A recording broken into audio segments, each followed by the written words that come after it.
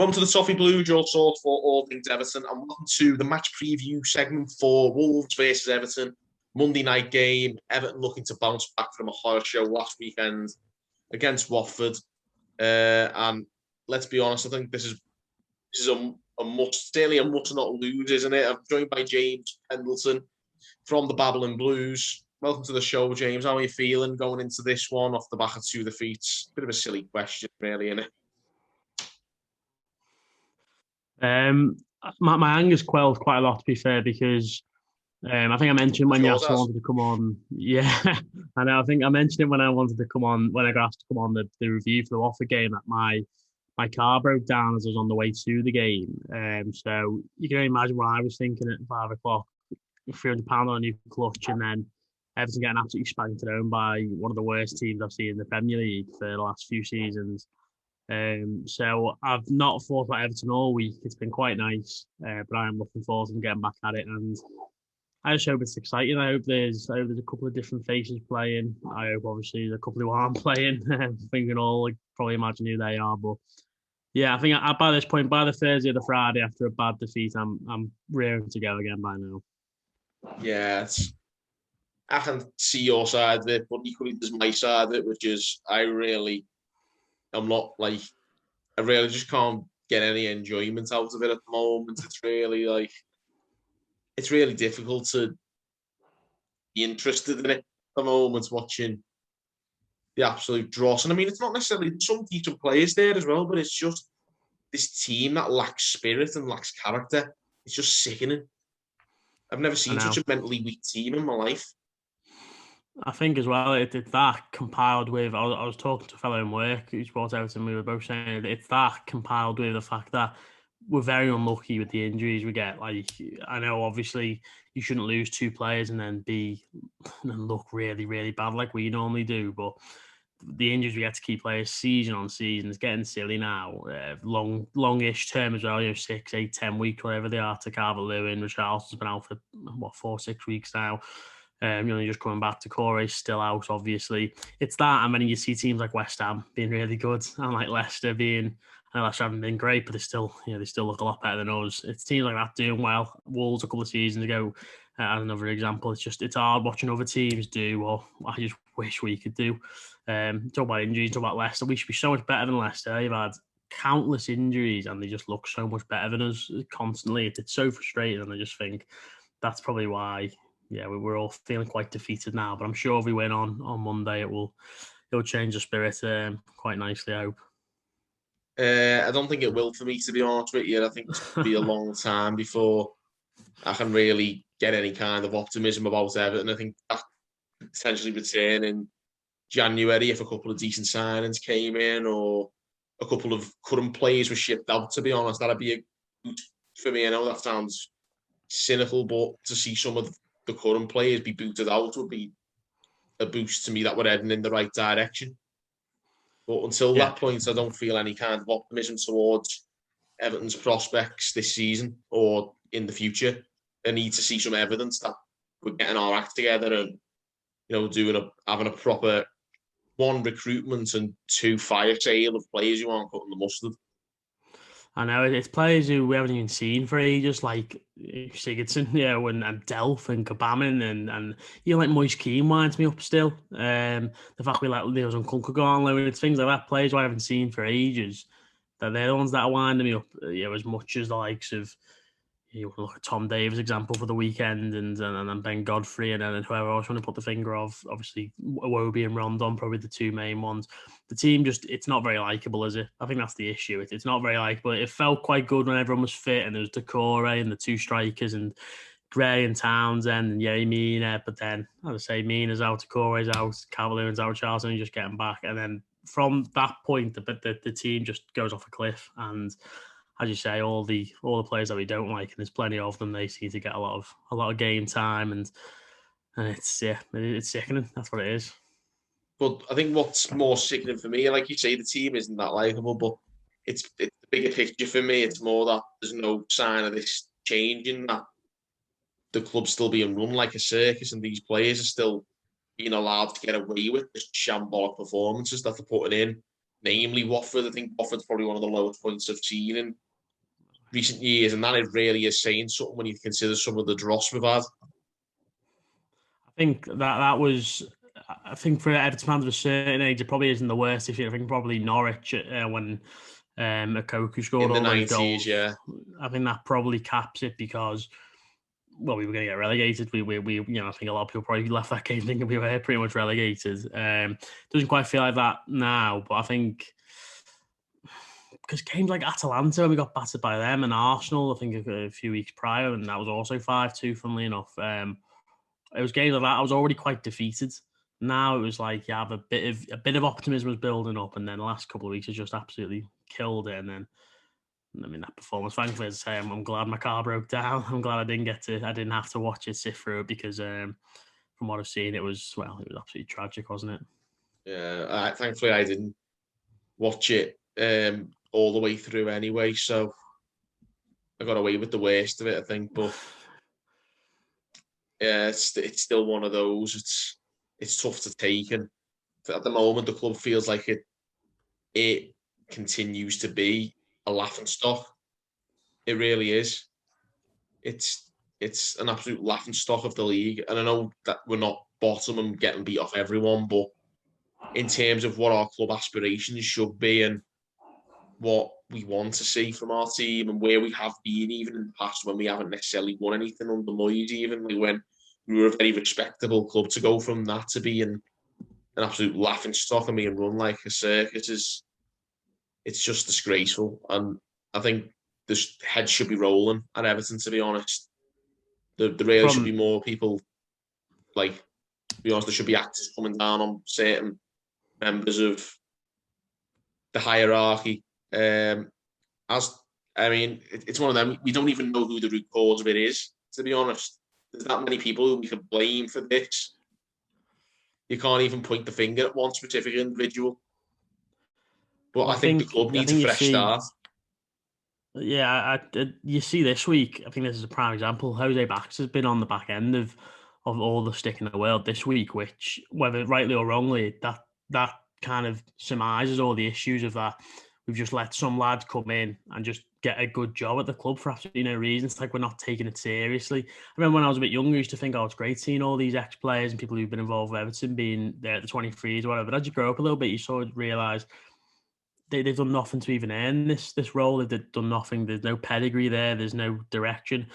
You see the Athletic, I don't know if you read it the other week when they're talking about how Keir Cherabchin's so involved in our transfer deal. And it's like Keir Cherabchin was involved at QPR and they were you talk about laughing stocks. They were bad, yeah. They spent all the money on rubbish as well, if I'm not mistaken. So there's a bit of a trend there, isn't there? They're like a B-Tech Everton. They were buying, similar players, similar standards. And people like that, wasn't it? Stefan Mbeer, Esteban Granero, Park Ji-sung, all these players, they were buying them all. And, now in fact, he's so heavily involved with us. I think Marcel Brandt says he's got to go through 6 people to get an English-based player sort of signing over the line, because you got Kenwright, you got Misheri, Keir Cherabchin, there's another agent, so name escapes me, but Mendes and Raiola and people like that, when you're trying to deal with them, it makes it a nightmare as well. It is terrible. And this one, when you say you don't know what the root cause is, because I don't think there is one root cause. I just think I think there's probably about a dozen people who've put in place issues, whether it be managers they brought in, players they brought in, but even from the non-playing side, we are just a mess. And I don't want to overreact because of what happened last weekend, but last weekend I just think kind of summarizes it, kind of brings to light all the other issues. And I think that's why someone like Jose Baxter's got so much stick this week. To be honest, this is why we're actually on this discussion, to be honest with you, mate. I know we're really talking about previewing a game here, but this is why, the reason this has come up is basically, I'm a big believer that what is happening on the pitch reflects what it's like off the pitch, and you see that the better run clubs have a better vibe around the entire club, better results. You mentioned like the Leicester, for instance, and clubs that are well run, and everyone pushes in the same direction, and that vibe spills down onto the pitch where there's a stronger team spirit, a team ethic. That's not there at Everton at all at the moment. We had it in the past under David Moyes, under other teams, maybe Joe Royle, for instance, but it doesn't necessarily have to be a team that's won everything It's just a team that fights and pushes in the same direction, and we don't have that here. These players are disconnected from each other. They're disconnected from the fans. They don't look interested. As soon as tide turns against them, they collapse. They go to pieces. Some of those players aren't fit to wear the Everton shirt, and they could start proving me wrong. This weekend, that would be a nice start, but it's going to take a lot of performances to win back my goodwill for some of these players.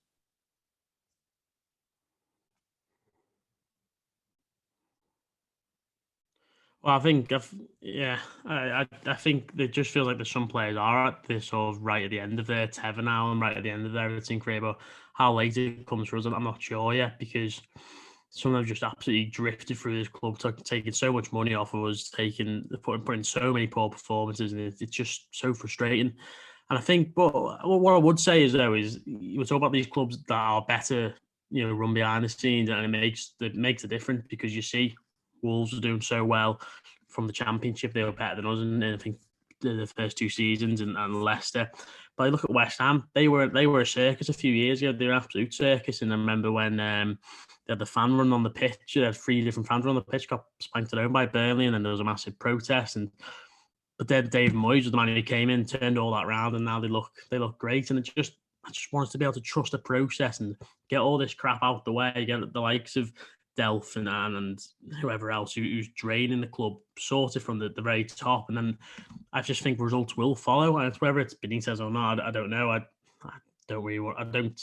Other than some sort of micromanagement in games and the odd player he's not brought on or whatever, I'm not going to be pointing the finger at him at the minute, because I just think he's been dealt the worst hand out of any manager since times under David Moyes, I think. Or I don't want to look at David Unsworth or someone who was thrown at the deep end, but I just think the issue is been the players are on the pitch and people who are upstairs.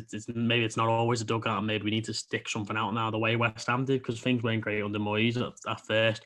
A lot of their fans didn't want him to come back for a second time. They didn't want him there for a first time, and they've reaped the reward. It's bore fruit. So I don't know whether that's going to be the solution, but we need to sort it out from the very top and maybe just look away from who's in the dugout at the minute and just give him support. That's kind of how I felt throughout this week. So I'll be quite honest. I don't think there are some elements of things Benitez have got wrong, but I think we need to be patient with him. I think if anyone's going to be able to do something along the lines of maybe what Moyes has done at West Ham, or for instance, if you want those kind of us to go in that kind of direction, I think Benitez is our best bet, to be honest, to get that right. I think they're very similar managers, to be honest. I think they have very similar ideas. And I think if we gave him, obviously Moyes has been at West Ham now for 2 whole years. Around this time, 2 years ago, he was reappointed. I think if we give Benitez the two full seasons here, we might be able to get to that kind of position.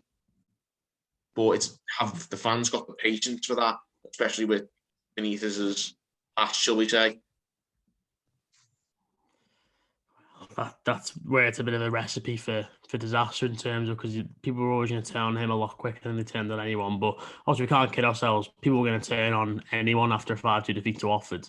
There was, especially given the fact that we hadn't been perfect throughout the cup, and etc.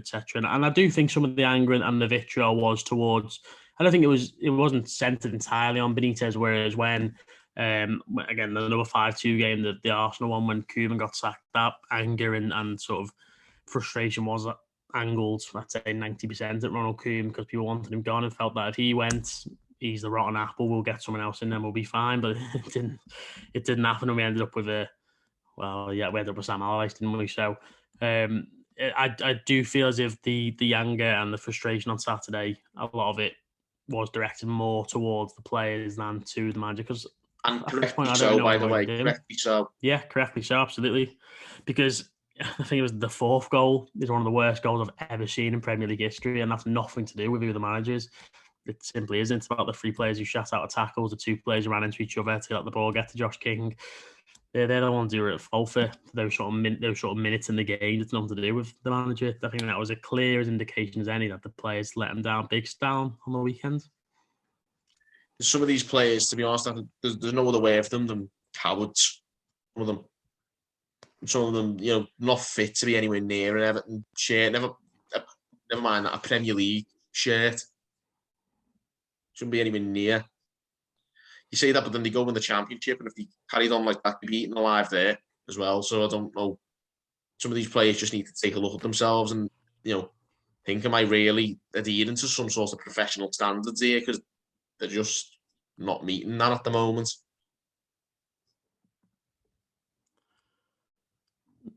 No, absolutely. And as I say, it's as much of the players who are nowhere to be seen. The likes of Delph, the likes of the absolute mess that's going on with Sigurdsson, the likes of Gomez, the players who are just nowhere to be seen have done so little for Everton. They're the ones that are frustrating me the most. But obviously, it's a new game on Monday. We need to turn it around. We need to get points on the boards, don't we? We want to avoid a real disaster. We need to get back to getting points on the board and ride out this rocky period. Thankfully, there's another international break coming up, which I can't believe I'm saying, but I think we've got maybe another game after this, then it's on, or maybe 2 more games. I believe it's 2, actually, so it could be 1. I'm not sure, but it's coming up. I think it's the 7th of November, the next one, so a nice couple of weeks break, another couple of weeks play to get fitter, and hopefully get the likes of Decore and Carvalho back, because we looked all right when we had 11 good players on the pitch. We just haven't got anything beneath that. That needs to be rectified very quickly, but in terms of the personnel, for this game, we spoke about like how obviously voiced our discontent at some of the players who obviously were part of the absolute disaster clash against Watford. But who would you like to see in the starting 11 on Monday night? What would be your team? I think my team would be Pickford, Coleman. I'd take Ben Godfrey out the firing line, absolutely. Either Keane or Holgate.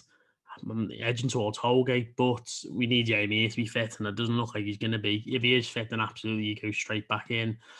Dean, I'd put someone else instead of Dean if we had anyone, but we literally haven't. And then there's a lot of noise about Onyango, and absolutely, I think when you need to inject something into a club, if you change the manager like our Barcelona, the atmosphere at Barcelona is going to go from here to here. Now Xavi's gone in. I just think if you put someone like Onyango or Dobbin in, straight away the atmosphere amongst the fans just goes up because they're excited to see a young Something kid different. like that. Exactly, just someone new, someone who's not had a chance, because I'm seeing people put Gomez in. I'm just like, he barely kicked the ball this season. I don't think he's done anything for Everton for the past 18 months. When the last time he did anything for us, Tom Davis I know he scored a goal on the weekend, but I think he kind of summarised his sort of life at Everton, or certainly his senior career at Everton, the tackle that led to the 4th goal. I'd probably put Alan in there. I'd put Onyango in there, definitely. I think you maybe want to put 3 midfielders, though. Whether that means you do have to bring Davis back in, it probably does. I'm not too sure. Anthony Gordon, obviously, I'd like to see him playing again. Andros Townsend, and then probably Gray and obviously Richarlison. Rondon need shot of him, need shot of Iwobi. I'd probably go with that. And as I say, Onyango and Alan in the middle is what I'd like to see. I'd be surprised if he puts Onyango in straight away, to be fair. But someone and something different, because I think player for player, Tyler Onyango, in terms of his build and his sort of skill set of being a powerful drive midfielder, he is the closest player I reckon we've probably got to Doucouré, whilst obviously being a bit of an unknown quantity, obviously, at this point. Definitely. And also, like you mentioned, Lewis Dobbin, maybe Ellis Sims, or the strikers who are in and around the team on the bench, they've got to be given a chance ahead of Rondon, I think. Like you say, Richarlison, hopefully be fit to start this one, but if obviously he might not have the 90 minutes in him, I'd definitely be calling upon one of the younger lads to see what they're made of, rather than persist with Salomon Rondon, who's continuing to disappoint. I felt he was quite harshly dealt with, to be honest with you, after I think it was a Norwich game. Because I kind of think he did a few things. He was okay. He's a stopgap, but then, and I kind of bought into the fact that he wasn't very fit. He hadn't played football for a long time, and then he was absolutely cheeks against West Ham, and then from what I'm led to believe against Watford, he was the worst player on the pitch against a really, really bad team. And then once you start snowballing these performances, he hasn't put in a single good 10 minutes for Everton, let alone a good single performance. At this point, you can't say, is he not fit or is he just shite? And the prognosis is he's absolutely pants, isn't he? He's not fit to again, when I'm talking about players not fit to wear the shirt, he's not really got anything going for him. he's literally not fit to wear the shirt. Like, but I don't think he's. how good he is. I don't think he's alone in that, though, James. To be honest with you, mate, in terms of personnel at the club, there's plenty of others you can file in that little category. But too many for where we want to be. Oh, absolutely. I'd say a good half the squad too many. But like I say, there's the recruitment coming.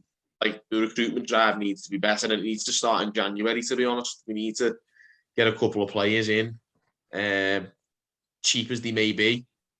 We need to be smart. I think Benitez was smart. Bodies, something new. Benitez was smart with Townsend and Gray. Well, yeah, exactly. Yeah. And you talk about the life under Moyes. He was smart with the players he was bringing in a lot of the time, and quite often when he spent decent money, it didn't always work out. He probably got better success when he looked for more value.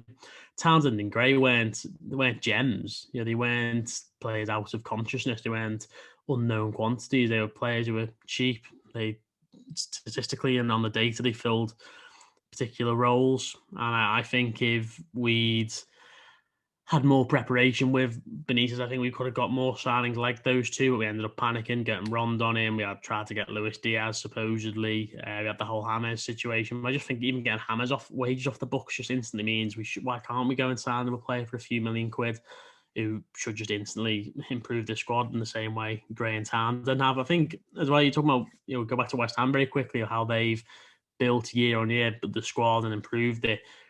At the end of the day, we had 11 players who had the impact of Gray and Gray and Townsend, and the energy and everything that they've injected into the club. We had 11 of them. Then I know it's a bit of a Yazar shout, but we would be a lot better.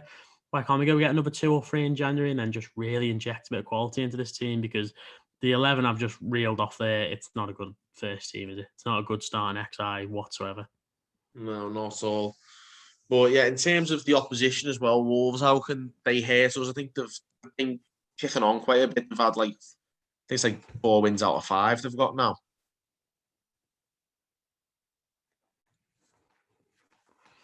I don't actually think I've watched Wolves this season in a full 90 minutes. There seemed to be this period they played about 5 Sundays in a row, and I'm always in work on a Sunday, or at least I was. I watched them against Man United for a bit. I watched against Tottenham for a bit as well. I think they've been due to give someone a spanking at some point because their XG numbers, I think they've only been second in the XG twice this season. They've looked really good going forwards, but I do think they are beatable. We've got to go into that game thinking we can beat them because Raul Jimenez hasn't shown the sort of form that he obviously wants to. Adama Traore is once again looking like he's flattering to deceive. I think Hwang looks like a decent signing, the kind of player. I don't know why we didn't go and get someone on loan, someone low risk, potentially high rewards, pads out the squad, would have played minutes up until this point. But I think they've looked good going forward from what I have seen, looking at the highlights, and I say looking at the data, they do look quite strong, and the kind of team who I think could put 3 or 4 past you if they're really on their game, and let's just see whether they are. But I say, I hate to be that fella, James, but we're going to be that team, because if we're anything half as bad as Watford, they'll put a good 6 or 7 past us. I know. When you say the due a spanking, no, we normally are that team. We are that team. Would you say the due to give someone a spanking? And the Everton, carnivals rolling into town, the circuits is rolling into town.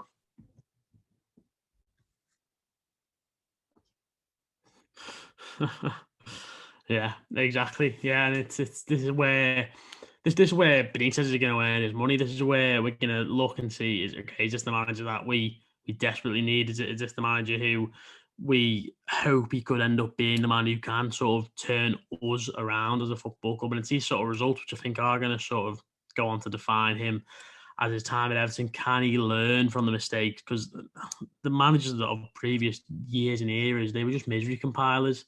We'd go get beat by someone and then it'd be, oh, next week's got to be a reaction. I think we got beat by Millwall under Silva, and with the next week we got beat, absolutely battered by Wolves at home, or very soon after Wolves at home, where it was just kind of like no lessons have been learned. This is where he's got to show now. When the chips are down, this is where he's going to earn his money. So this is a huge game for him to sort of show. Is he going to be one of Koeman, Silva, Allardyce, etc., or is he going to be the manager to finally start turning us around? If he were to win on Monday, I think he would have his sort of first real feather in his cap as an Everton manager, along with probably maybe the Man United result, for example. Yeah, I think this is a game that he certainly can't lose it. If he goes to 3 defeats on the spin, given like I say, the baggage that comes with him as well, I think it could really turn nasty. I think three defeats in a row as well to West Ham are good. Don't get me wrong, West Ham are good. Wolves are decent. Watford are absolutely shite, but it's not exactly Liverpool, Chelsea, City, is it? It's it's 3 teams who Everton should finish above. 3 teams Everton should beat. I'd say West Ham was forgivable. Watford was completely unforgivable. And if we were to get beat on Monday, that would definitely be a lot closer to a Watford result than a Wolves result. It is must not lose. It's must put some points on the board, and the sooner we can sort of build towards just keeping at it and then get the players back, and then just like that, it could look a bit more rosy again, or a bit rosier, should I say. So that's what I'm hoping for. We just need to start getting points on the board again, don't we? Because as you say, this will turn nastier a lot quicker than any of the other managers have. But also, I think it's on him. His track record in the past has always been about making teams hard to beat. He needs to do that with us now. It looks as though he had that in place up until the West Ham game.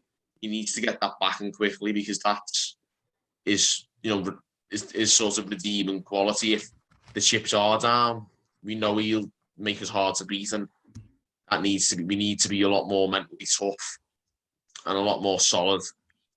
And then from there, we can maybe rebuild and get back on our feet a bit quicker. Yeah, that's the minimum you've got to be. I've watched quite a lot of Nuno's Tottenham this season, and I kind of felt he was going to go over there and make Tottenham solid and hard to beat, but then he's tried to be someone he's not, and he's tried to make them look really good going forward. And then when he's tried to shore it up at the back, they can't even do that. And in football, as simple as it may sound, and as David Brent as it may sound, if you can't go forward and score like we've sort of shown we can't sometimes, you've got to be able to keep it tight at the back, and we've got to do one or the other. Obviously, you all hope you can do both at some point, but as you say, Benitez's track record, is he more pragmatic or is he more free-flowing attacking football? It's definitely the former. So make us hard to beat, that's fine. I'll take hard to beat. We watched it all last season, didn't we, when we had ridiculous amounts of injuries piling up. It was just once we got those players back, we then went from hard to beat to try to go forward a bit more. We're absolutely terrible defensively. We couldn't do anything going forward at all, could we? So the back sort of 2 months of last season. So as I say, it feels like more this is now just shore it up, make us hard to beat, nick a few goals, nick a few wins, get players back, and just kind of go back and start again to what we did the first 3 or 4 games of this season, where I think at times we did look quite good. Yeah, I think that's definitely what we're going to need to see. And we just need to see if enough to just give us a bit more hope that things will pick up again. And I think that's what we need to see as fans. I'm hoping the manager and the players see it that way as well, that they owe our supporters a result and then some after last week.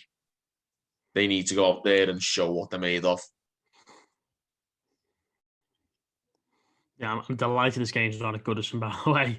I think this is ideal for them to be playing away from home, because if this was at Goodison, the crowd were going to be on them like a ton of bricks straight away, and Wolves would have known that as well, right on. So I think this is perfect for us to be going away from home and just to build up, just build something up again. Feel like we're aiming towards something again, because we have drifted these last 2 weeks. So getting back on track is vital on Monday.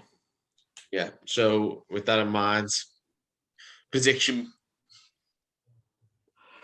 I'll go for what I just think we did so well last season at times, and just go for a 1-0 win. When the going got tough, we won games very tightly. The likes of Sheffield United, the likes of Wolves, The likes of West Brom, when we weren't great and we got a bit lucky, that's fine. I'll take a bit of luck. You can come off Salman Ramdan's arse in the last minute and I'll be absolutely loving it. That's fine. It's one of them where I don't really care as long as I can see something down at either defensively we look really good or going forward we look a lot better than we have done. As long as there's something to build on going into next week, and I say international break, keep on saying it, but getting Corey back and Calvert-Lewin is vital for this Everton team, and getting Yerry Mina and Richarlison up to full speed. So I'll go for a 1-0 Everton win. Glad you're feeling optimistic. I'm going to follow my head, mate, and say 2-0 Wolves. I'm just going with my head. Until Everton give me enough, goodwill back in. Yeah. Until Everton put a bit of goodwill back in my heart, I'm just going to let my head take control of this and say 2-0 Wolves. Sorry about that, guys, but like I say, my heart's very deflated at the moment, so my head's taken over. So there you have it, guys. Maybe not the most positive show, guys. Yeah, it's not what you wanted to hear, is it? But there you have it. I feel about Freestone lighter now, though. Getting all that off my chest. Get off my chest, yeah. Oh, there you have it. Thanks for coming on, James. And like I say, guys, apologies, not the most positive show, but nonetheless, get involved. Give us your predictions. Give us your opinions. Drop us a comment below. Give this video a like and subscribe for more content. Also, check out Babbling Blues, where you can find a bit more of James as well. So, thanks for tuning in, guys. And until next time, we'll see you later.